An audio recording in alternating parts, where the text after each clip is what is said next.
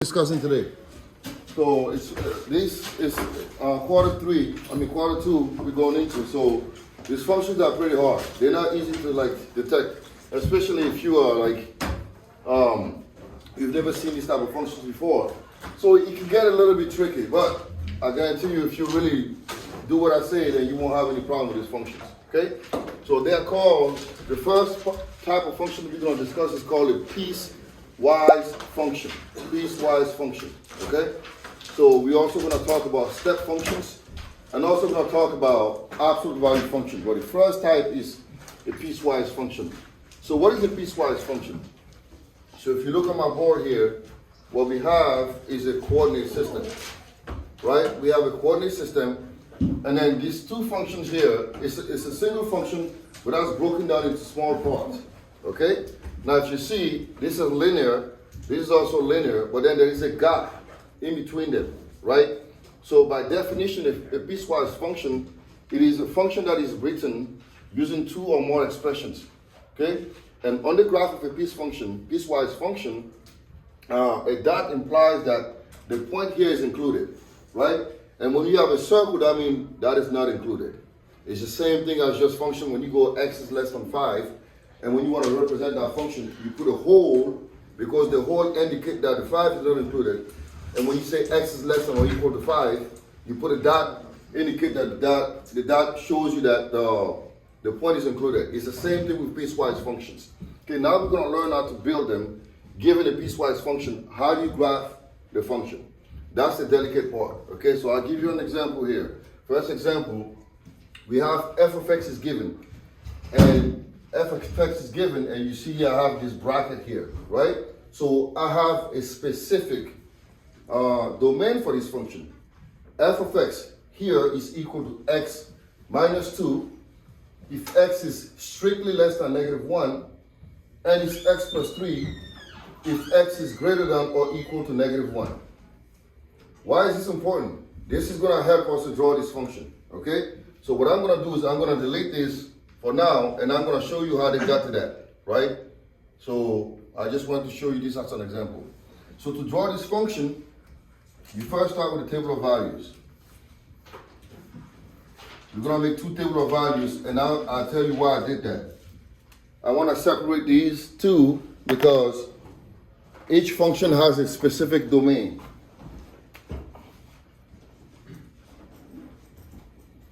So f of x is given, right? And we are told that f of x is equal to x minus 2 if x is less than -1, right? Again, what type of function is this? Is it a linear function or not? Yeah. Yes, because it's written in the form what? mx plus b, correct? So because it's written in the form mx plus b, it's a linear function. Yes, sir? Okay. And to graph a linear function, all you need is 2 points. You don't need more than 2 points, okay?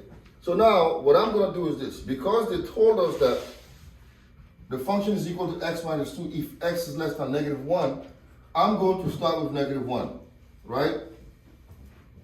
I know that this is not included, but I'm going to start with -1 because this is what they gave me as a domain for this function. And then I'm going to choose another point, a point that is less than -1. I cannot choose anything that's more than -1 because if I do that, I'm going to mess up my function. Does that make sense? Okay, so I have to choose a second value that is less than -1. Give you an example. -2. -2, right? And that's all you need really to graph this function. So now, when x is equal to -1, you have to plug it into the appropriate function. You cannot plug that in here, okay? So when x is -1, I'm going to plug it in. I get -1 minus 2. That is -3. And when x is -2, -2 minus 2, that is -4, right? So now when graphing that, that's what you have to be careful. When x is -1, y is -3, right? So it's 1, 2, 3, right here. And I have to put a circle. I have to put a circle. Why am I putting a circle? I need to use a different color. When x is -1, y is -3. Why do you think I'm putting a circle here? Because it's just less than? Because it's less than, right? if it was less than or equal, then I would put, if it was less than or equal, I would put a dot. But because it's less than, I'll put a circle, right? And then when x is equal to -2, y is equal to -4. So I'm right here, 1, 2, 3, and 4. So right here, right? And now I'm just gonna draw my curve. Do you see that, right? So I'm going down. Because x is equal to -1 is right here. I'm not going above that because my domain is specific. It's a specific domain is less than -1. So I can't go beyond this point. Does that make sense? We have to be extremely careful with that because x is -1. My domain is from -1 to infinity. So if I'm gonna graph this function, I have to be here. I cannot go beyond this point. Right? Now, this one is different. So again, I'm gonna start with -1. Same process. When x is -1, I'm gonna plug it in here. So I get a -1 plus 3, that is +2, right? And then I'm gonna choose another value that's more than -1. Example, Patrick. 2, right? When x is 2, 2 plus 3, that is 5. So I only need 2 values again. This is a linear function. I don't need more than 2 values. So when x is -1, y is 2. So 1 and 2 is right here. Now it's gonna be a dot because, as you can see, this is more than or equal to -1, right? It's not more than -1. It's more than or equal. That means -1 is included. So I have to put a dot there to indicate that. Does that make sense?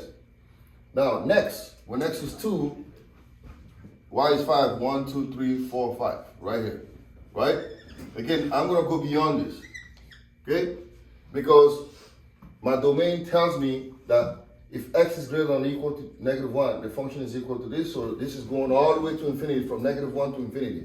And then now, this is the function. So this is how you draw what you call a piecewise function. You have to be extremely careful how you draw this because if you choose the wrong value, you're going to get a graph that is not reflecting what you're given as a piecewise function.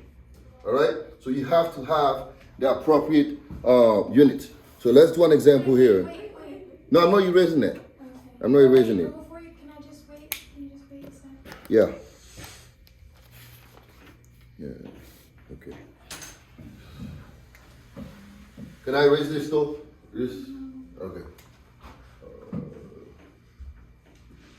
You can raise for special functions. You can, yeah, you can raise on the right and the left side. That? Yeah. All right. So now we have f of x is equal to x plus 2 if x is less than 0. And then f of x is x if x is greater than or equal to 0, right? That's example number 2. So how are we going to graph this function? We're going to use the same process, okay? Can I erase this now? Yeah. Okay. So now we have another function.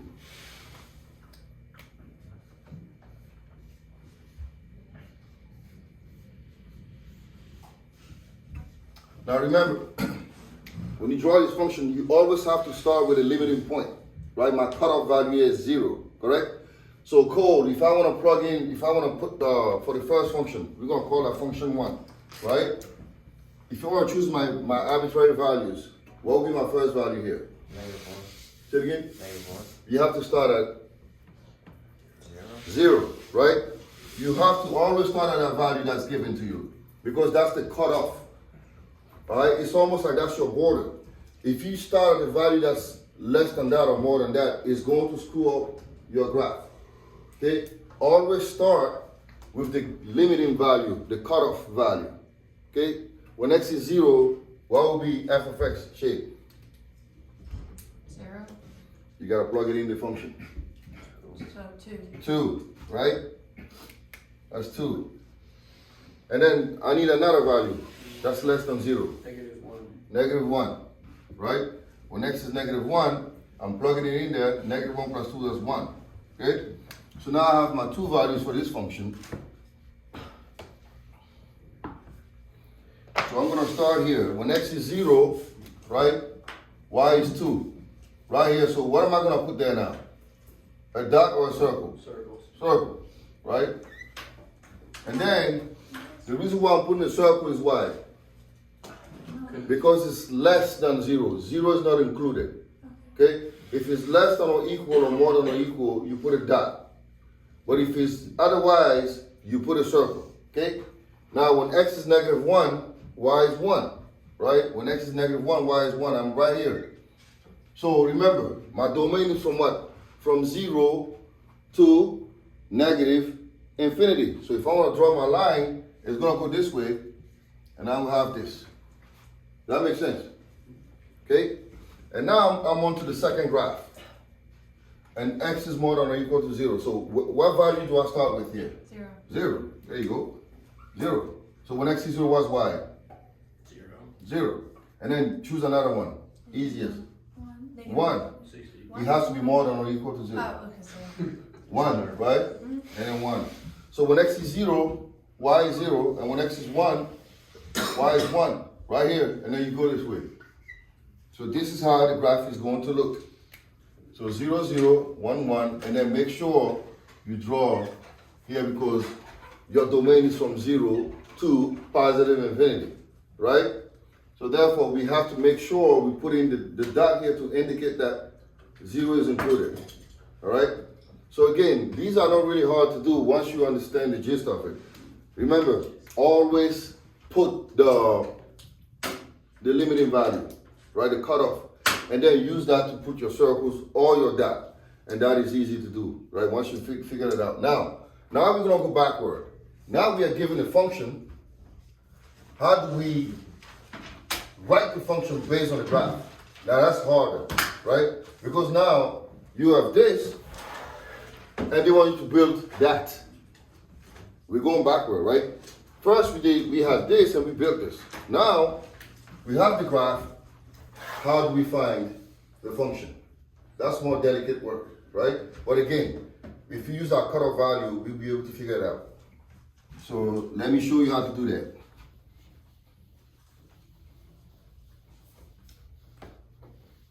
So now I'm gonna go here and I'm gonna see how many cutoff values do I have. I need to start with those cutoff values. How many do I have? 3. Are you sure it's 3? Right? See, I have a gap here. Every time you have a gap, you have a cutoff value, right? So what's my first cutoff value here? If I look, what is it? 1. It's always on the x-axis. It's what? 1. 1, right? 1. Because this is 1, right? And what's my second cutoff value? 2. 2, right? Because it's right here. Does that make sense to anybody else? Why need to go over it again? All right. So to find your cutoff values, you always look at the gaps and the holes, right? You have the hole. You have a hole here, and you have a closed circle. You have a hole here, and you have a dot, right? So therefore, my cutoff value is where? Right here. I have a question. Yeah. For the second one there's 2 dots. How do you know which one it is? This one here, Yeah. that's a dot and a circle. It's always like, you see, circle, dot, dot, circle, Okay. right? So that's the only thing that you look at. It's like a You don't need to like, there's nothing here, so we only look at the dot and the circle. That's going to be our cutoff values, right? So now we're gonna try to figure this out. So let me just go step by step, right? For the first one, x is 1. Let's just start with that for a second, right? So if I was to write this function, we're gonna call this function f of x, okay? So my first value is what? When x is what? Less than 1. How is it less than? Because I'm looking at this portion here, right? I'm gonna start with this function. When x is less than 1, I have that. Does that make sense or not? All right, if you look here, right? Where does this function end? This function here, where does it end? At what? the negative. I start here, right? I'm starting here, I'm going all the way to what? 1, right? So these functions end at 1, correct? It starts anywhere here. You see that the arrow is pointing that the functions keeps going, right? So it starts somewhere, but then all the way to 1, it stops. Right? So that means when x is less than 1, we have this function. Does that make sense? If x is less than 1, I have all of this, and that's the function that's being represented. Yes or no? If it's still Yeah. obscure, if you don't get it, then I'll stop and I'll explain it again and again until we get it. Does that make sense? Yeah. Who doesn't get it? I'm just confused Mhm. on why do you start with the open circle first rather than? I don't have to start with open circle. I'm just thinking I'm going from left to right, right? Because I'm from the, what do we go there? And so for the first one, would it be like x is greater than 1? For which one? For the open circle, the one that you're doing. Is x greater than 1 or Well- less than? Less than. Because if you look here, right? This function is well on the left or the right? The left. So if the function is on the left, is it greater than 1 or less than 1? Less than 1. So the function is all the way here. So that is x is less than 1. Right? Okay. So when x is less than 1, now we need to figure out how to draw this function. Right? It's not going to be hard to find. Because all we have to do is just use, how many points do I need to graph a line? 2, right? And remember, we always use our cutoff value. When x is 1, what's y? 1, 2, 3, 4, what? 5. So this is 1 and 5. And I need another one. Can I use this here? Yes, right? I can use this value. So when x is 0, y is what? 1, 2, 3, 4. So 0, 4, right? And now all I need to find is what? The slope. I'm going to do y2 minus y1 over x2 minus x1, right? So it's going to be slope m equals 4 minus 5, right? Over 0 minus 1. That is negative 1 over negative 1, that is 1, right? So slope is 1. So y is 1x plus b. Slope is 1x plus b, correct? Do I know the y-intercept? I already know the y-intercept because the function is graph crossing the y-axis here. 4, right? So I don't need to calculate it. So that's just too much work for myself. I don't want to do that. So the function is x plus 4, right? So we've found the first function. Now we need to find the second function. Pay attention. The second function is right here, right? It's between what? 1 and what? 1 and 2. So I know that x is between 1 and 2. Right? X is between 1 and 2. Do you see that? It's between 1 and 2. And I can use these two values to find the equation, right? So I'm going to, when x is 1, y is what? X is 1, y is 1, right? 1 and 1. And when x is 2, y is 0, right? 2, 0. So I'm going to use this 2 point to find my slope and then find the y-intercept, right? So I'm going to go m equals 0 minus 1 over 2 minus 1. So m is equal to negative 1/2. 1/2. Oh, negative 1, sorry. I don't know what I was thinking. Thanks And for she catching that. kept Maybe. This is the idea, maybe. We'll see. It's not a big of a deal, but we'll see. Negative 1x plus b, right? Now I need to find b. I can use this here. I'm going to replace y by 0, x by 2, and solve for b, right? So I'm going to have 0 here equals to negative 1 times 2 plus b. So 0 is equal to negative 2 plus b. Add 2, add 2. So 2 is equal to b. So b is equal to 2, right? So my second function is negative 1x plus 2. Now you see how we're building this, right? Now we have one more function to build. So that last function is probably going to be the easiest one out of all three of them, right? So my cutoff value here is what? I'm looking at this function. What's my cutoff value? 2. So x, when x is more than what? 2. Because I'm here, right? When x is more than 2. What's the function? It's a horizontal function. Do I need to find it? Why is all this? I don't need to. No, it's 0. Yeah. That's The, 0. so therefore the function is y equals what? Y equals 3. y equals 3. Does that make sense? Y equals 3 because I'm here. It's a horizontal function I don't have to find the y-intercept, I don't have to find the slope. It's a horizontal function, y is equal to 3. So it's just y, it's just 3? 3, yeah, 3, and that's it. So did you see how we built it? This is delicate work. So it's gonna take some, you're not gonna get it the first time so easy. You have to practice. You have to do a lot of practice. This is not that easy. Okay, so what I'm gonna do is I'm gonna give you some work to do. We're gonna stop here for this piecewise function. I don't wanna introduce the absolute value function. We're just gonna do the piecewise today and that's it. Okay? So I'm gonna have you work on a couple of problems